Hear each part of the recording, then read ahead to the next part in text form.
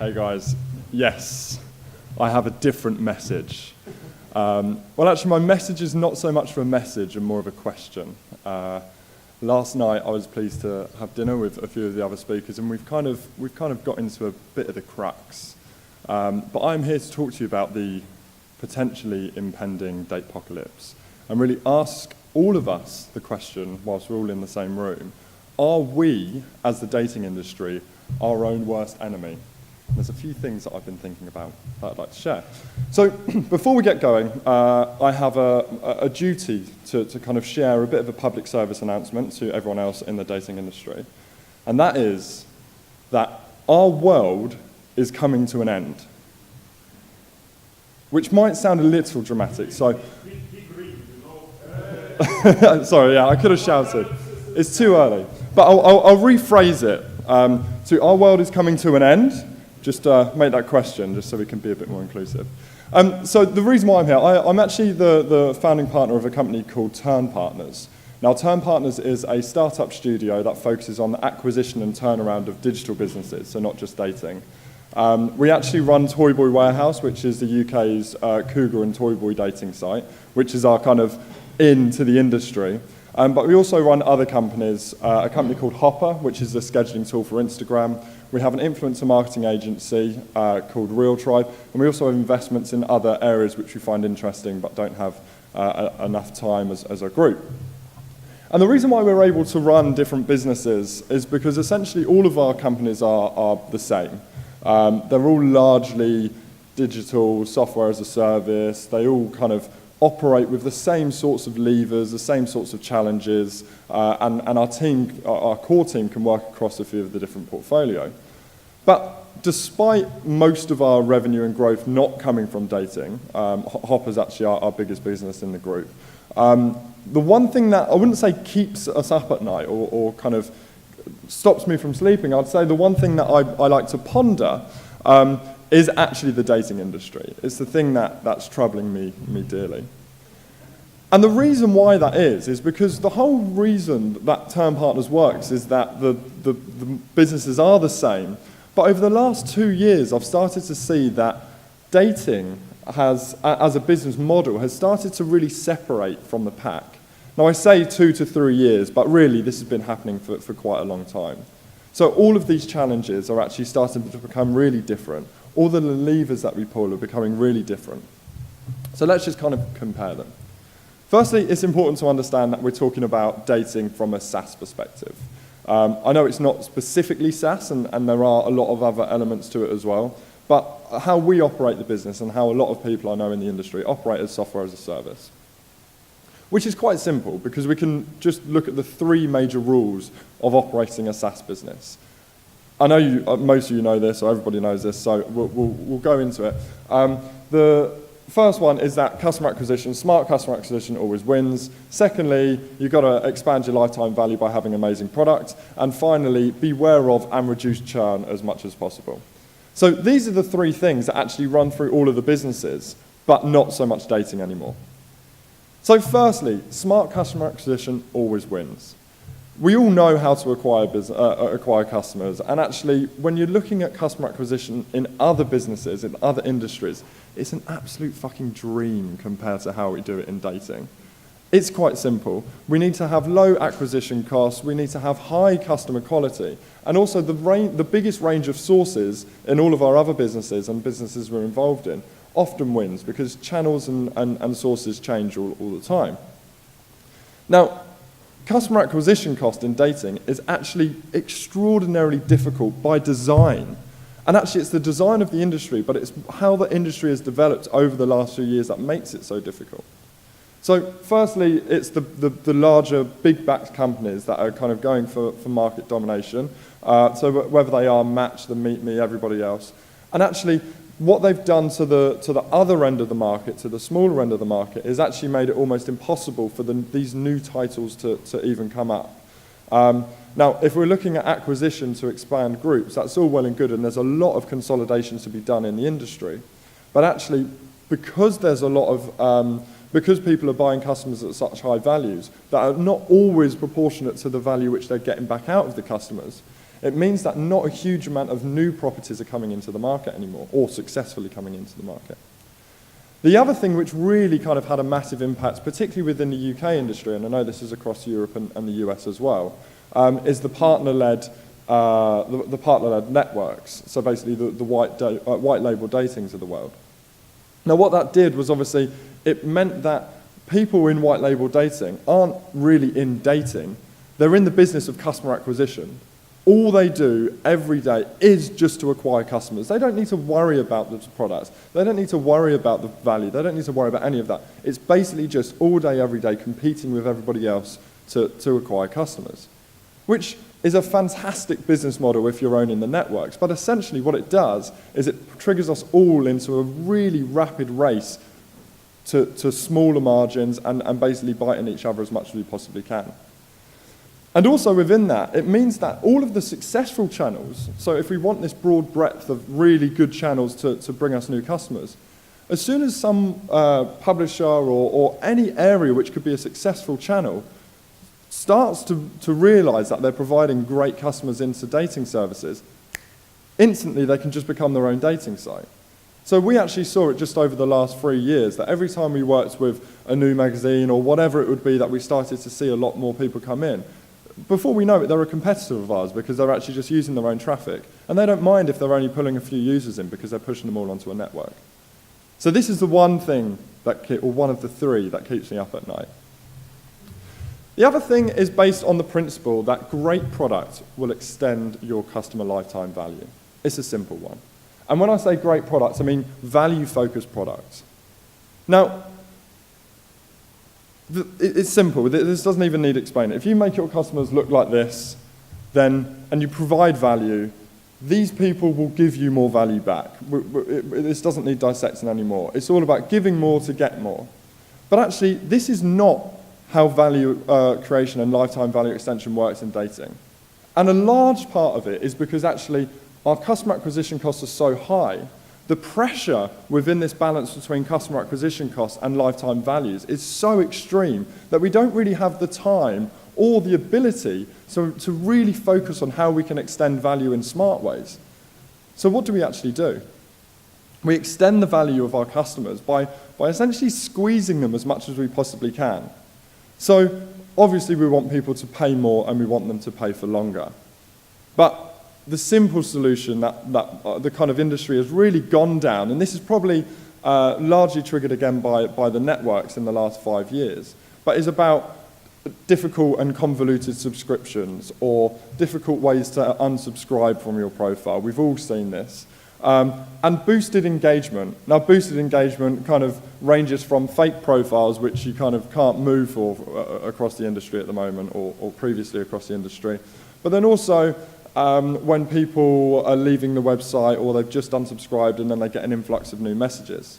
Now at Toyboy Warehouse we've actually always avoided doing manipulated engagement too much, but we actually get phone calls from some of our customers that say, "Oh, I've just downgraded and now I have 3 more messages in our inbox. I know what you guys are up to."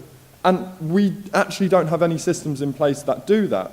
But because the consumers are becoming more aware of these sorts of practices within the industry, there's a huge amount of skepticism across any profile, any portfolio or property, no matter how it's done.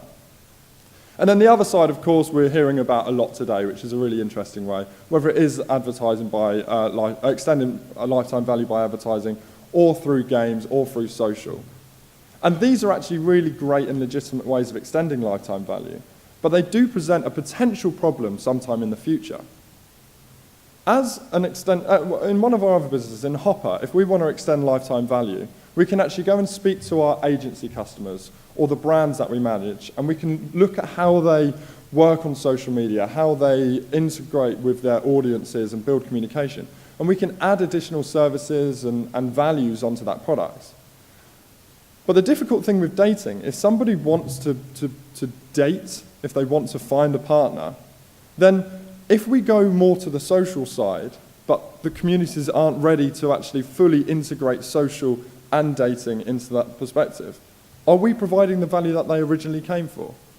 And also, if we do huge amounts of advertising, are we actually then removing ourselves from the value that we're creating? Now, it's all well and good us extending that value, but we need to constantly understand what the customer wants and actually think about the kind of community trends rather than just making sure we've got enough lifetime value to cover our acquisition costs.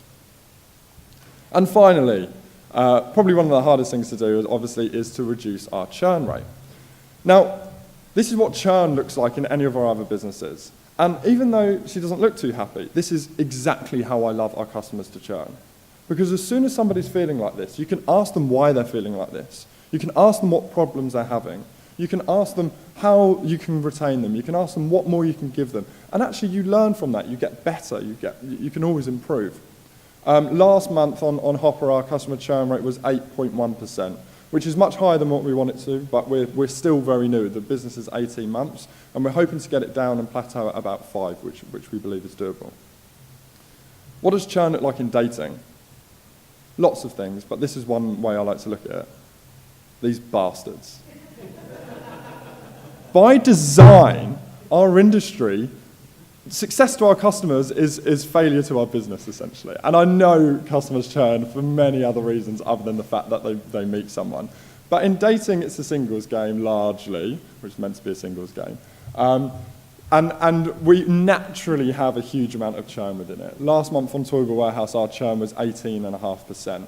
And actually, that's pretty much as low as we can get it. We're sadly quite happy with that. So churn by design is another thing that in dating is extraordinarily difficult to do. So how do we deal with that? The convoluted downgrade processes, the multiple site logins. And the other thing, one thing I love when I hear people say, I've heard it a few times, is the data recycling, which actually is a really lovely term for saying as soon as someone unsubscribes, they just put their email address back in the top of their funnel and pretend that they didn't know, and it will go all the way through again. I mean, this is ways that we make money to extend the lifetime value to cover our acquisition costs, but it feels like we're just hamsters on this wheel. It doesn't feel like we're actually getting anywhere. So, this is why I raised the question, guys. Are we our own worst enemy? And if we are in this cycle of increased acquisition costs and needing to extend our lifetime value by reducing our churn, which has taken us further away from the value that we're meant to be providing to our customers, which then means that we're becoming more and more kind of disassociated from the communities we're meant to be providing. What is the exit, and how can we actually start to look at the industry from a responsible way? I know most people are thinking, oh, I don't really care, we just got to make money. So firstly, a couple of thoughts, and I'm more of a purist here, and I'm more than happy to stand here and be a bit naive to it all, so just allow me to indulge. One of the key things, I think, and you see a lot of the great titles doing this now, is actually to stand for something.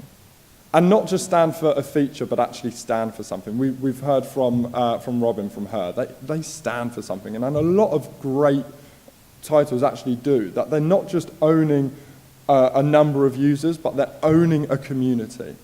They really mean something. That it doesn't really matter whether you're dating or social or whatever else, they're really, really owning that. And actually, by owning that area, we believe in niche. We're Toyboy and Cougar, right? But by owning that, it doesn't matter where you're moving. You'll kind of stand the test of time. When it comes to lifetime value, it's all about being valuable over a longer period of time. We're all under the pressure to actually look at people as a figure, but actually think about what value people want, the value people need, how that changes, and how we can continue to adapt. Trying to be authentic to the value that people want, in line with the things that we stand for, and actually trying to stay relevant in that delivery. So whether it may be through lots of different features or whatever, but keeping core to keeping true to those core things. And finally, I think sometimes it's okay for us in dating to be victims of our own success. It's important to understand what other values will provide. Robin explained it really beautifully how actually understanding the community, you see what else. We had it within Toyboy Warehouse, where we spoke to a lot of our customers who had left us, that hadn't gone into a relationship, and we said, well, what did you get from the site? And we actually identified that a lot of our women, who are typically between 45 and 55, when they leave us, they leave us with joy, because quite often they're out of relationships, they might have just been divorced, have low self-esteem, low confidence, and normally it's their friends that have dragged them onto the site, and actually they don't expect that within the first week they'll have kind of hundreds of messages from younger guys that they think are way out of their league. And actually the value we provided to those people was just a confidence boost, a self-esteem. So understanding all those different elements, and then we've started to leverage that and celebrate that, which actually helps our customer acquisition costs because we're selling in different ways. Now, isn't that just a smaller business? And quite possibly. So this is why I'm raising this as a question rather than a piece of advice. And my whole caveat to this, and it's worth saying now, is Term Partners is a self-funded group, so we don't have external investor pressure. So actually, James, my business partner, and I, and the Toyboy warehouse team, we have the flexibility and the ability to actually be a little bit more patient. And we've made the decision that we're happy to be authentic and secured for longer term, whilst being steadily profitable. So we almost don't have to push ourselves too far, which may well mean that we're losing out on a lot. And I absolutely fundamentally know there's a few levers that we can pull in our business which could double or triple it overnight. But actually it would mean that I would be less confident in that the business would mean something and stand for something in 2, 3, 5 years' time. So that's the caveat. This isn't for everyone, but I think it's just worth considering. Now, I'll let you guys draw your associations with this on yourself, but I'll just bring something to your attention. The news and publishing the media industry, it started many, many years ago, pretty much from a human need, the human desire to actually know what's going on, with town criers sharing news and adverts and whatever else back in the day. Now, as people had more of an appetite to learn this news and share this information, as literacy rates increased, as technology increased to disseminate this information, we moved into print, we moved into TV, into radio, into online. And actually, as these audience grew, as did investment into these channels, as did the commercial interest, as did the potential scale of this as an industry. Now, as media industry scaled, what actually happened was the investors needed to get more money out of it.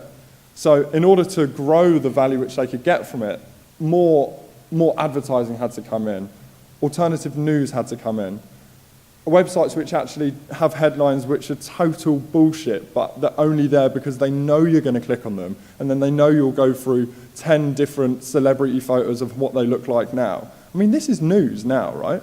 If you look at some of the great titles, have actually changed into this absolute bullshit.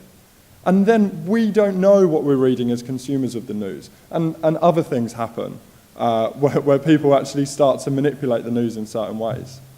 But ultimately, and this is why I'm happy living in my own little world, I have faith that consumers will eventually catch up, as we have done with the news and media. Yes, things are in a pretty bad way with that.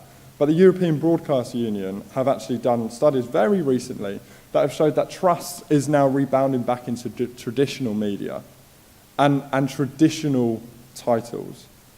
So what does that leave us with? That means that I don't want us to be the publishing industry because so many people have died in the way. But actually, the ones that have been able to survive, the ones that have not probably made the heap of money on the way, but people are now rebounding back too, have to be in the position to be as sustainable, as authentic, and as steady as possible, without getting led too far astray into just squeezing everyone for all they're worth. So I would encourage us all to not be the publishing industry, and maybe let's see how we can adapt, provide value, stay relevant, and as authentic as possible. Are we our own worst enemy? How can we grow without imploding? And also, what is our individual role? Thank you very much.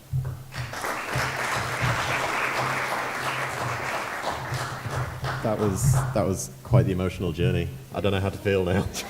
I don't know how to feel. I'm very confident about this whole world. Are you optimistic? I'm always optimistic. Oh, okay, the other thing to say, I'm not an absolute downer, right? This is me being a bit facetious rather than me thinking that our world is actually coming to an end. So I'm massively optimistic. And I think actually one thing that I think is great about everybody being in the room here is at dinner last night, we were speaking to Finitas, her and Meet Me group, and actually understanding everyone's doing things in a very different way. And I think that just by sharing what people are doing enables us to see other opportunities and almost move in different directions rather than just all going for the same shit and actually cutting each other down. I'm massively optimistic. So if there's sort of one big trap that a lot of companies will fall into that will kind of screw us all over for like short-term gains, what would you say is like the biggest one out there? Well, I think in terms of groups of traps, I would say it's the really sharp shifts of value propositions, which moves you away from what the business is designed to do, and then actually by over-optimizing individual elements, you essentially push yourself further away from your product market fit, which means that you might be able to make more cash in the shorter term, but ultimately when your customers still have a desire for what they wanted, and maybe if you get churned up in the same sort of cycle like the media did, then there's a lot of people left holding businesses which aren't relevant anymore. Mm-hmm.